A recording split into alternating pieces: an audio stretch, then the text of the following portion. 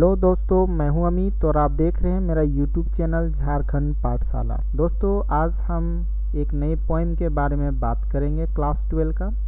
यह पोएम है an elementary school classroom in a slum. तो एलिमेंट्री स्कूल जो होता है दोस्तों, ये बच्चों के लिए होता है। मोस्टली आपका 1 से लेकर के 9 क्लास तक या 10 तक भी मान सकते हैं, या फिर हमारे इंडिया में जो क्लास चल रहा है 8 तक।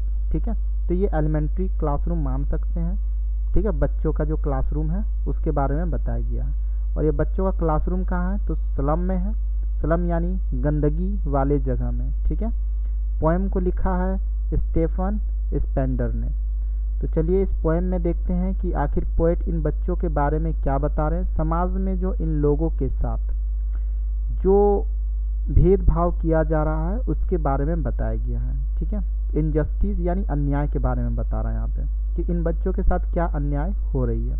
पहला स्टेंजा में पोएट कुछ बच्चों के बारे में बता रहे हैं। उस क्लासरूम में कुछ बच्चे हैं जो किस तरह दिख रहे हैं उसके बारे में बता रहे हैं। पोएट कहते हैं, far far from gusty waves these children's face like rootless weeds the hair turn round their pallor. तो ये जो बच्चे हैं इनका जो फेस है, यानी ये जो बच्चे हैं ये बिल्कुल दूर है। फार फार मतलब बहुत दूर है।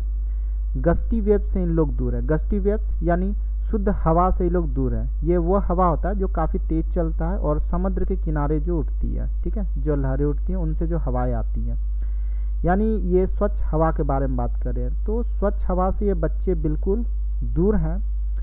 इन बच्चों को लाइक रूटलेस वीड्स के समान बताया जा रहा है, जिनका देखरेख करने वाला कोई भी नहीं होता है। जंगल में जैसे पेड़ पौधे होते हैं, उन पेड़ पौधों का कोई देखरेख करने वाला नहीं होता है, उसी तरह इन बच्चों को भी बताया जा रहा है। द हेयर, इन बच्चों के जो बाल होते हैं, टर्न अराउंड देयर पेलोर। तो इन लोग बच्चे जो है ना देखने में कैसे हैं ना, बिल्कुल कुपोषण के शिकार हो चुके हैं।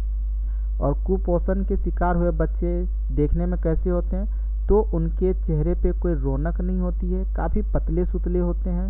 तो इन बच्चों के जो चेहरे पर जो होता है ना, वो बाल के साथ टर्न किया हुआ है, मतलब बिखरा पड़ा हुआ है। ऐसा प्रतीत होता है कि कई दिनों से या बहुत दिनों से कंघी नहीं किया है इन लोगों ने अपने बालों पर। The tall girl with her way down head, way down head. फिर एक टॉल गर्ल के बारे में पोएट बताते हैं जिसका सर बोझ से, टेंशन से झुका हुआ है। यानी ये लड़की बैठी हुई है, काफ़ी टेंशन में बैठी हुई है। ये शायद अपने ज़िंदगी से वो परेशान है, इस कारण से उसका सर झुका हुआ है। फिर एक पेपर स्विमिंग बॉय के बारे में बताते हैं। ठीक है, द पेपर स्विमिंग बॉय। बच्चे इतने पतले हैं, एक इतना पतला बच्चा बैठा वहाँ पर कि उसका तुलना एक पेपर के साथ किया जा रहा है। विथ रेड साइज, और उसका आँख कैसे है? तो रेड के समान है, एक चूहे के समान है। चूहे के आँख में बिल्कुल लालच होती है, मानो वो खाने की तलाश में हो। तो ये बच्चे भी जो है इन्हें ठीक से भोजन नसीब नहीं होता है। तो इस बच्चे को देख करके लग रहा है मानो कि इनके आँखें जो हैं वो क्या कर रहे हैं, तो खाने की तलाश कर रहे हैं या फिर भूखे हैं। The stunt unlucky here of twisted bones. एक बच्चा और है जिसके बारे में बता रहा है कि वो अनलकी हियर है। ठीक है, यानी किसी का पुत्र है, उत्तराधिकारी है वो, लेकिन वो कैसा? ट्विस्टेड बॉन्स है, यानी उसे एक बीमारी है, यानी हड्डियों की। हड्डी जैसे मान लो कि इस बच्चे को ना स्टंट है, मतलब इनका विकास ठीक से हुआ नहीं है और इसका हड्डी जो है ना बिल्कुल टेढ़ा मेढ़ा है, विकलांग की तरह। रिसाइटिंग अ फादर्स गनाल्ड डिजीज। तो यहाँ पे ऐसा प्रतीत होता है उसे देख करके कि मानो ये बीमारी उसे उसके पिता से मिली है, यानी ये उत्तराधिकारी है, ऐसा अनलकी हियर है वो। ठीक है, क्योंकि उसे बचपन में पिता से एक बीमारी मिली है संपत्ति के रूप में। ठीक है, और वो बीमारी कैसा?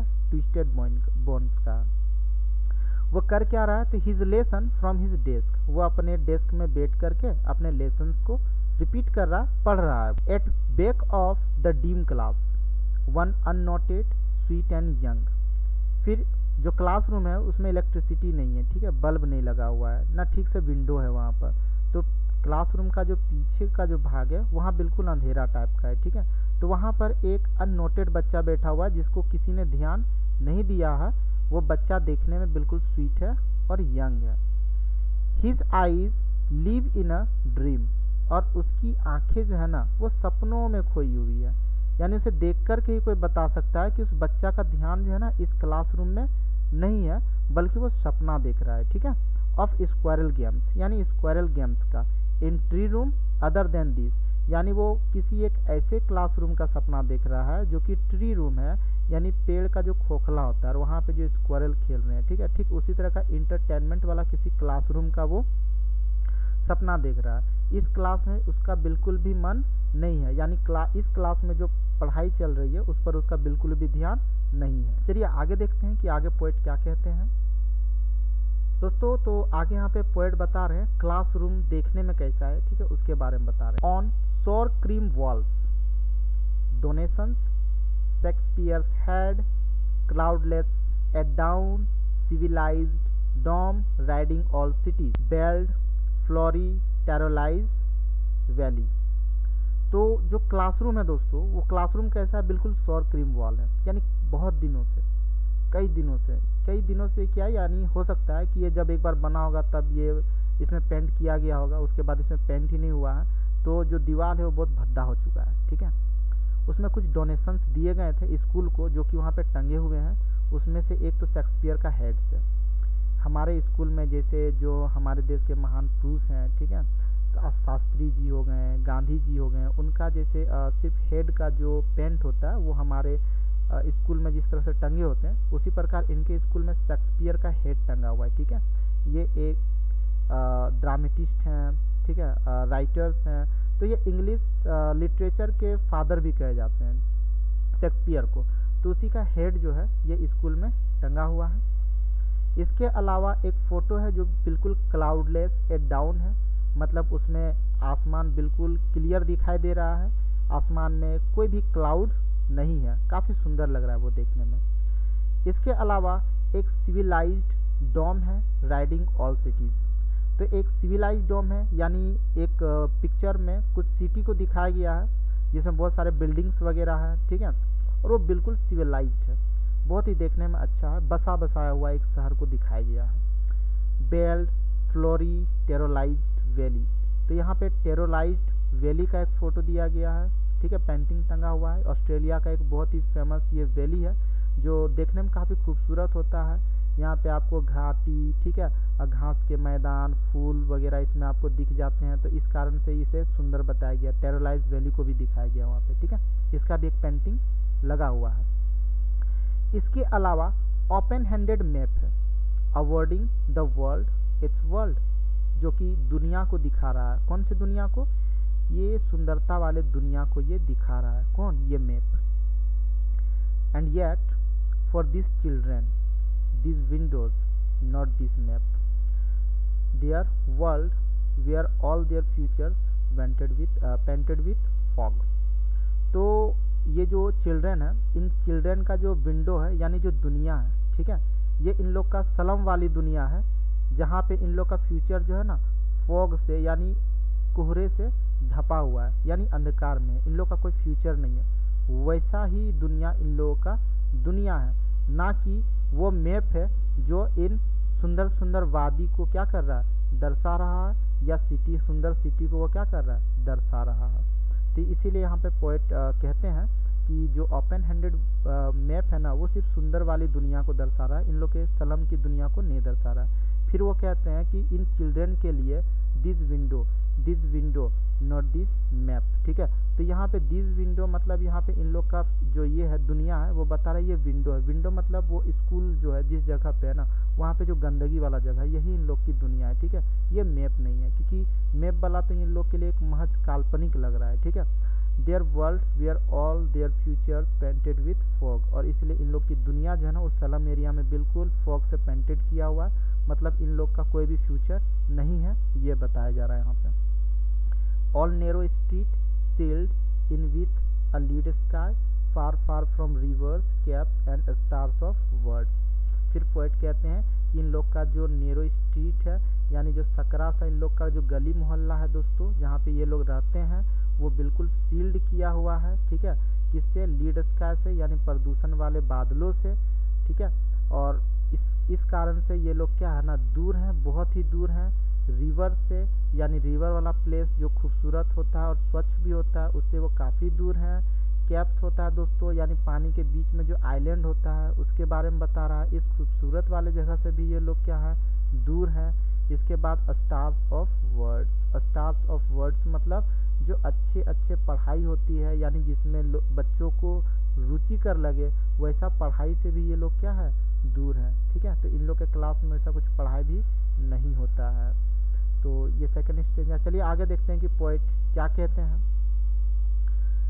पोएट कह रहे हैं, surely Shakespeare is wicked, the map a bad example, with ships and sun and love tempting them to steal. जो शेक्सपियर हैं वो इन बच्चों को विकेड लगता है, यानी बदमाश लगते हैं। वो इसलिए लग रहे हैं क्योंकि ये इंग्लिश के फादर कहे जाते हैं, इंग्लिश लिटरेचर के, और इन्हें इंग्लिश बहुत ही अच्छी तरीक़ा से आती है। ठीक है, लेकिन बच्चों को उतना अच्छा इंग्लिश नहीं आता है। साथ ही इनके जो भी पोएम्स होते हैं उनमें वो प्यार के बारे में बताते हैं, खूबसूरत वादियों के बारे में बताते हैं, लेकिन इन सब चीज़ों से बच्चे अनजान हैं। ठीक है, इसलिए ये इन लोगों के लिए विकेड हैं। मैप जो है वो एक बेड एग्जाम्पल यहाँ पे पोएट बता रहे हैं। ठीक है, क्योंकि मैप में जो दुनिया दिखाई जा रही है, ठीक है, वो शिप्स या फिर सन या फिर जो भी वहाँ पे लव है, जो भी पिक्चर्स वगैरह है, जो भी मैप्स हैं, उनमें जो भी सुंदर सुंदर चीज़ों को दिखाया जा रहा है, वो इन लोगों को प्रेरित कर रहा है, आकर्षित कर रहा है चुराने के लिए।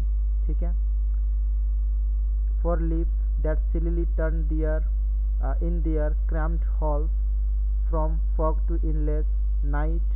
ठीक है, इन लोगों की जो दुनिया है, ठीक है, वो किसी गड्ढे में, क्रैम्ड हॉल्स में, ठीक है, छोटे छोटे गड्ढे में धकेल दी गई है। उस गड्ढे में क्या है, तो सिर्फ फॉग है और इंडलेस नाइट है, यानी जहाँ पे इन लोग को कुछ भी दिखाई नहीं दे रहा है, इन लोग का कोई फ्यूचर दिखाई नहीं दे रहा है। वो भी कैसा है, तो इंडलेस है, और ये शायद इन लोग के ज़िंदगी में कभी ख़त्म नहीं होगी। फिर पोएट कहते हैं, ऑन देयर स्लैग हीप, यानी जो गंदगी का जो ढेर है वहाँ पर, these children wear skin peeped through by bombs and spectacle of steel with mended glass. तो जिस गंदगी वाले ढेर में ये बच्चे रहते हैं, ठीक है, ये बच्चे कुपोषण के शिकार हैं। इस कारण ऐसा लगते हैं मानो जैसे वो बोन्स का बनाया हुआ कोई हड्डी हो, ठीक है, बोन्स का बनाया हुआ कोई स्ट्रक्चर हो, कंकाल हो, और उस पर सिर्फ स्किन को पहना दिया गया हो। इनमें से कुछ बच्चे हैं चश्मे को पहने हुए हैं, तो जो चश्मा पहने हुए हैं वो स्टील का है, और उसका जो ग्लास है उसमें जो शीशा लगा हुआ है वो भी मरम्मत किया हुआ है। किस तरह से मरम्मत किया हुआ है, तो लाइक बोतल बीट्स ऑन स्टोन। अगर आप बोतल को अगर किसी स्टोन में, यानी किसी पत्थर से अगर आप टकराते हैं या फिर उस पर आप फेंक देते हैं बोतल को, तो बोतल जिस तरह से चूर हो जाता है, वैसे ही उसके चश्मा जो है, उसका जो ग्लास है उसी तरह से टूटा हुआ है, जो कि मरम्मत करके ये लोग पहन रहे हैं। ठीक है, क्योंकि मजबूरी है, ये लोग नए चश्मा नहीं ले सकते हैं। ऑल ऑफ देयर टाइम्स, और इन लोग का जितना भी टाइम्स है, जो भी समय है, स्पेस आर फोगी स्लम, और इन लोग की जो भी दुनिया है या जो भी समय है वो कहाँ पर है, तो सारा का सारा वो फोगी स्लम में है। ठीक है, यानी उस गंदगी वाली जगह पर है जहाँ पे हमेशा फोग रहता है। So blot their maps with slums as big as doom. फिर ये कहते हैं ब्लॉट करने के लिए, मैप में आप निशान बना दीजिए इन लोगों का भी दुनिया। ठीक है, क्योंकि मैप में अभी तक तो आप सुंदर सुंदर वादियों को दर्शा रहे थे, सुंदर सुंदर सिटी को दर्शा रहे थे, तो उस मैप में इन लोगों का भी दुनिया होना चाहिए। उस मैप में आप धब्बा लगा दीजिए कि यहाँ पर भी इन लोगों का स्लम वाला एरिया है। ठीक है, तो वो किसके समान होगा, तो वो एक नर्क के समान होगा, जहाँ पे ये बच्चे लोग रह रहे हैं, वो नर्क भी उस मैप में दिखाइए लोगों को। चलिए आगे देखते हैं कि आगे पोएट क्या कह रहे हैं। पोएट कहते हैं, unless governor inspector visitor this map becomes their window and this window that shut upon their lives likely catacomb। वो जो मैप है यही इन लोग की दुनिया है, मतलब यहाँ दोस्तों वहाँ क्लासरूम में बैठ करके वो जो कुछ भी देख रहा है वही इन लोग की दुनिया, रियलिटी में तो कुछ है नहीं इन लोगों के पास, ठीक है। यही इन लोगों की दुनिया है। और ये जो दुनिया है ना वो बिल्कुल बंद है। कहाँ पर? एक कैटाकॉम्ब में, ठीक है। कैटाकॉम्ब होता है एक प्लेस जमीन के नीचे, ठीक है, बनाया हुआ होता है जहाँ पे लोगों को दफनाया जाता है या रखा जाता है। 11th क्लास में आपने टॉम के बारे में आपने पढ़ा होगा, टॉम ऑफ टट, ठीक है। तो उसमें देखे होंगे कि जो टट का जो टॉम था उसे किस तरह मिट्टी के नीचे यानी एक घर बना करके वहाँ पर रखा गया था, ठीक है। तो उसी प्रकार इन लोग की भी दुनिया है, ठीक है, जो कि एक कैटाकॉम्ब में क्या है, बंद कर दी गई है। तो ये जो गवर्नर और विजिटर है और इंस्पेक्टर जो है इन्हें पोएट कहते हैं। ब्रेक और break open till they break the town, ठीक है। तो ब्रेक और break open till they break the town, ये कह रहे हैं कि आप दीवार को तोड़िए, तब तक तोड़िए जब तक कि इन लोग को टाउन ना दिखे, यानी कोशिश कीजिए, तब तक कोशिश कीजिए इन बच्चों के लिए जब तक कि ये बच्चे इस स्लम वाली दुनिया से निकल करके स्वच्छ वाले शहर में ना आ जाते हैं। And show the children to green fields, बच्चों को दिखाइए उस ग्रीन फील्ड को जो वो पिक्चर में दिख रहा है उसे रियल में दिखाइए। And make their world run azure on gold sands, और इन्हें भी अपना दुनिया बनाने दीजिए, इन्हें भी दौड़ने दीजिए उन खुली आसमान के नीचे, उन सुनहरी जमीन पर जो कि बिल्कुल स्वच्छ है। And let their tongue run naked into books the white and green lips open, और इन लोगों को भी, इन बच्चों को भी, ठीक है, फ्री होकर के आज़ादी के साथ किताब पढ़ने दीजिए, ठीक है, खुले मैदान में, ठीक है, स्वच्छ जगह पर, ठीक है, जहाँ का पर्यावरण क्या हो, शुद्ध हो, open lip green lips open यानी स्वच्छ वाले जगह पर।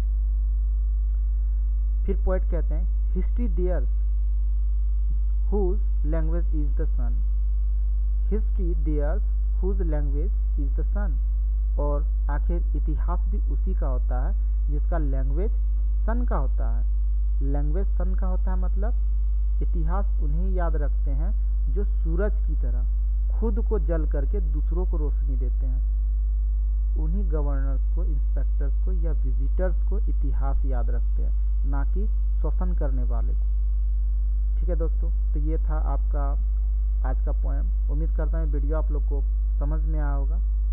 किसी प्रकार की कोई परेशानी तो आप कमेंट कर सकते हैं। हम फिर मिलेंगे एक नए वीडियो के साथ, तब तक के लिए धन्यवाद।